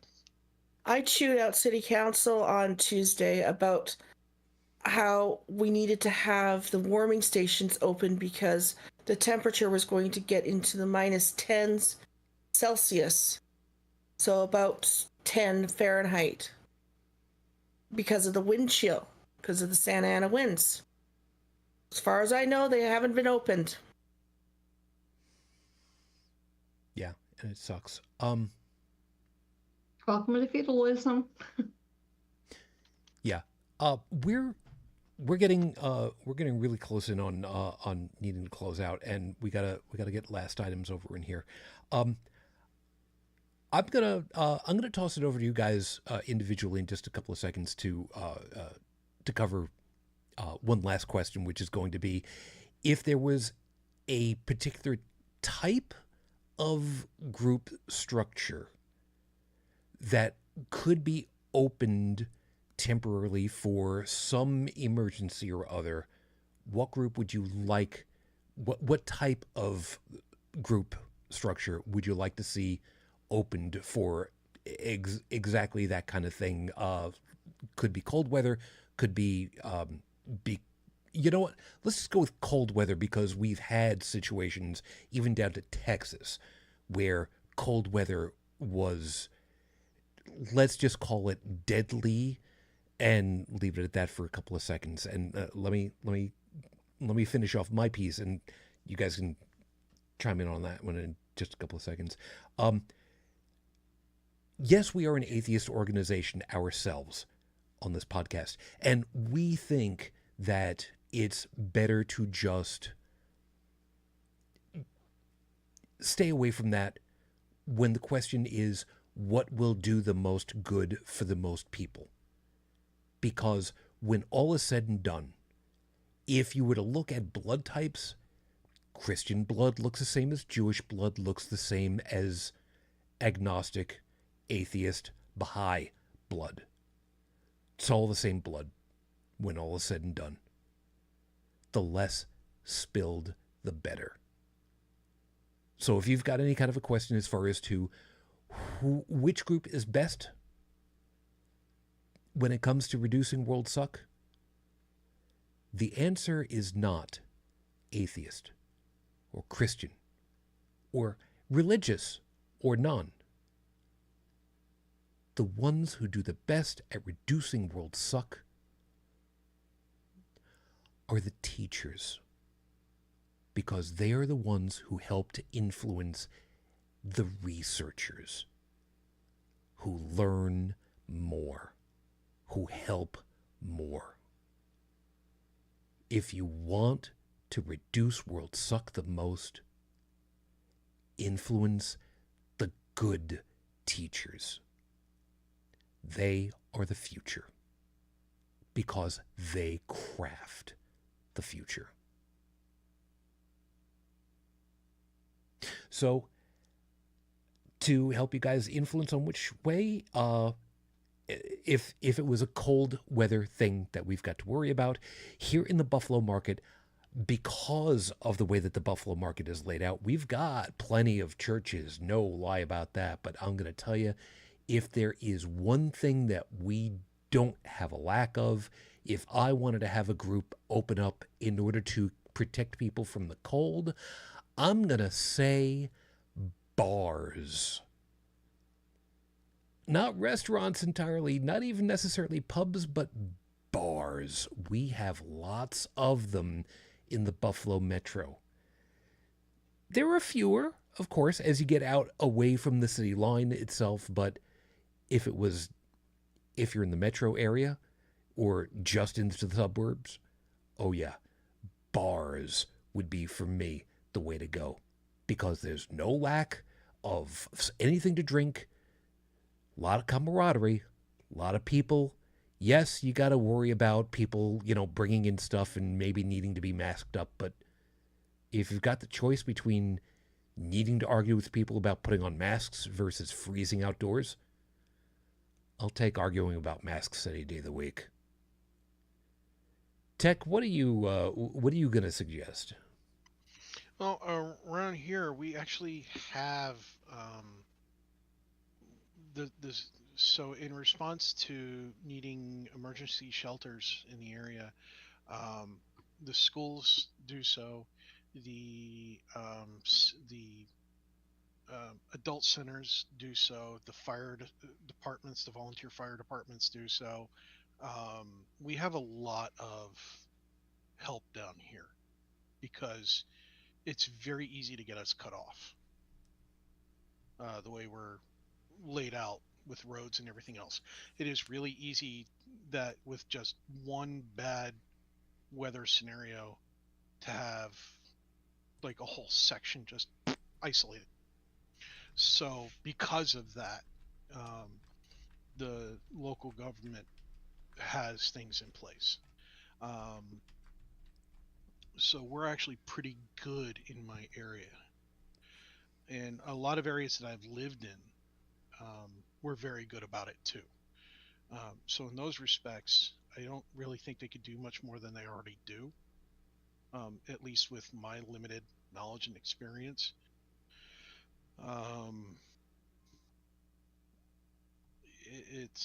But there are plenty of places, like you said, that could do better and have potential facilities for it.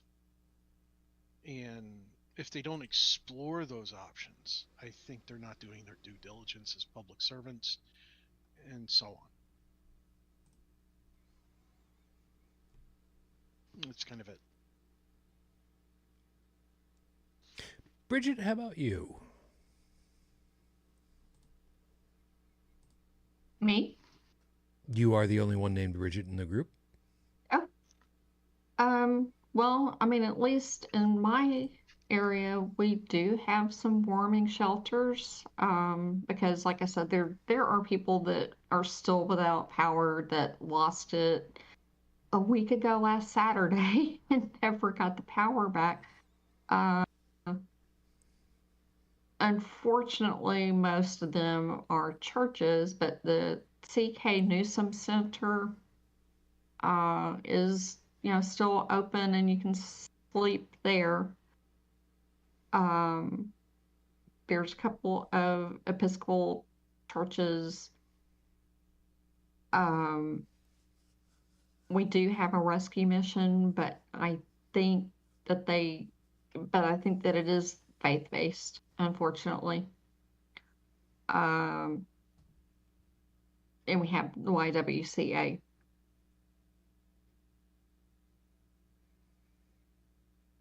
I promise I won't start singing. I appreciate that. Last thing I want to hear is... We don't really have bars. We've got like 2 bars in the metro area, and they're not very good. I mean, especially for a college town, that actually kind of sucks. A lot of violent incidents happen at the bars. Yeah, my only reason of not suggesting bars is a good idea is because when you contain a lot of people in a tight area and there's drinking involved, fights or other things are bound to happen because of human nature. I get that. I just named bars in particular because of the propensity of them over here. Remember, Buffalo is a football town with a drinking problem. I mean, on the other hand, if there was a mandate that if a bar was volunteering as a public shelter during those kinds of events, that a mandate be put down that they can't sell alcohol. They could still sell soda. They could sell Hot drinks.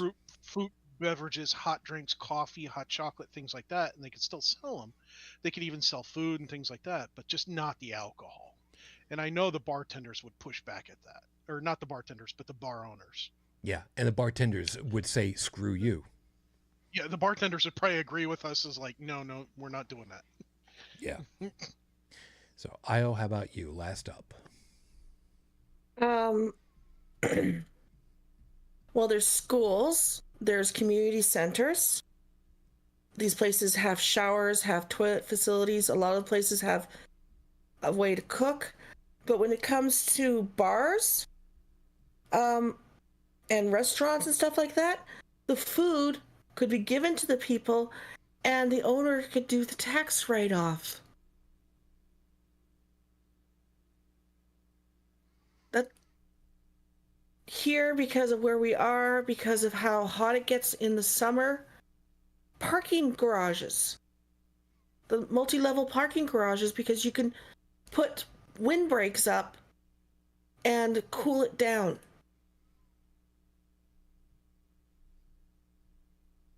But right now, there's nothing that I know of for the homeless in the area, and that Santa Ana wind just has been cruising right through and doing bad things to people. I believe it. Yeah, what do you think's been fueling the fire? Fires. That's definitely part of it, yeah. So, with that, we will call it a night, or morning, as the case may be, because it's a little late, it's a little cold, it's a little tiring. Can't imagine why. So, everybody, as always, thank you very much for joining us. We hope that you had yourself a good time. You got something to think about for the week ahead, and we appreciate you. As always, everybody, thanks for being able to be with us tonight. Tech, glad you're able to make it. You take care of yourself. Yep. Stay warm and nice and careful on the roads, eh? Yep, been working on it. Fair enough. Thank you.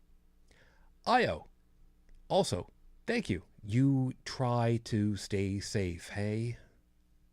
Yeah, and right now, with photos floating around the United States, saying all of his spoutful words, I love the pictures that have come out from Jimmy Carter's funeral. Mm-hmm. They've cropped him out. Yes. You know, so perfect picture. So yes, I am trying to stay safe. A couple times when I silenced myself was because I was having a coughing fit. We appreciate. Yeah, you have seen the picture she's referring to, haven't you, Shujin? I don't believe that I have as yet. Well, I will be happy to share it with you. I thought I shared it. No, I didn't. I guess not. Oh well. I will put it in the host chat. There's two different ones. You know what? Put it in the show notes instead, so that we can have folks see that at their leisure as well. It's perfect. The only part of him you can see is his knee, which he should be on in order to beg the world for forgiveness. Okay. I don't know where any is that I'm supposed to be looking at, but that's all right. It's in show notes. Yes, notes at the very bottom. Yes, I'm looking at that right now. I just don't know where he would be because he's right beside Obama. That's his knee there. Pillar. Oh. That's his stupid little knee. Oh wait, so somebody cropped out by putting a fake pillar there? No, the pillar is there. This was taken by the Carter Center. This is their official photograph. So the picture is in the show notes area of the HCTV Discord. If folks want to take a look at that at their leisure, you're more than welcome to. I know, and that's not the only one of those photos. There's one with a slightly different angle, but he's still cropped out by that pillar. Whoever picked out that seating plan did it perfectly. Well, they're My- seated in order of presidency, so Sort the of. seating. Well, they are. If you look at the VPs behind them and you look at the current seating, they're seated in order of their presidencies. But the Carter Center photographer is the one who took those shots and released those official photos. And it just chef's kiss to the photographers, chef's kiss to the croppers. It is a wonderful way to memorialize that man. Yeah. I will make sure that the picture goes out on the HCTV BlueSky, so not to worry there. Yeah, I've got it on mine as well, and I can share it to the. I'll put it on mine BlueSky. too. Okay. So, and Brigid, thank you very kindly. Glad you're able to make it. And I know there, as usual, is no lack of potential targets, but who gets your FU for the night? I'm gonna say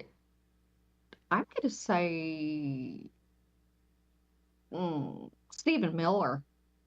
And the reason why I'm going to go fuck him is he went on this little tirade about people working from home, and he's tired of them, the government workers, scamming from the government and doing nothing while they're at home and not wanting to do their jobs. He can go fuck himself, because actually the people who have been working from home are more productive working from home without all of the interruptions, and they're doing their jobs. Well stated. Good job. Over there on the live chat, Stephanie, of course, as always, thank you ever so much. You take good care of yourself. Stay safe with the weather. Like I said at the top of the show, man, we don't care what the weather is temperature-wise. We're not going to have a dick measuring contest in the cold, because we know better than that. But most appropriately, just stay safe. Most important piece, as always, just stay safe. And thank you. We will be back with you again come next week, assuming that everything works out the way that it's supposed to. And I'm trying hard to get show set up ahead of time, meaning more than 12 hours before showtime. I know I'm bad about this, and I've been trying. It's just really difficult to try to get my head zoned in on stuff in the middle of the week, because I've got other stuff that I do, and, well, my downtime is not exactly always restful, but I try. I'm trying. So, in the meantime, balls, right. That sort of reminds me, we are,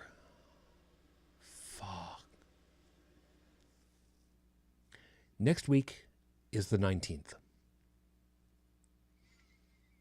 That means that next week's show will be right before Inauguration Day here in the United States. If ever there was another date that, as history would put it, would live in infamy, that's going to be it. I don't know what kind of condition mentally we're all going to be in. It's not going to be good. But we're going to try. I can only give you that promise. We will try. So as always, if you are one of those people that are worried and you're concerned about the time ahead, we share that with you. As stated before, we will do our damnedest to be here as a voice for you. If nothing else, maybe even as just an ear, someone that you can talk to. Or, alternatively, someone you can talk at. There's a difference. We'll be more than happy to do what we can to help.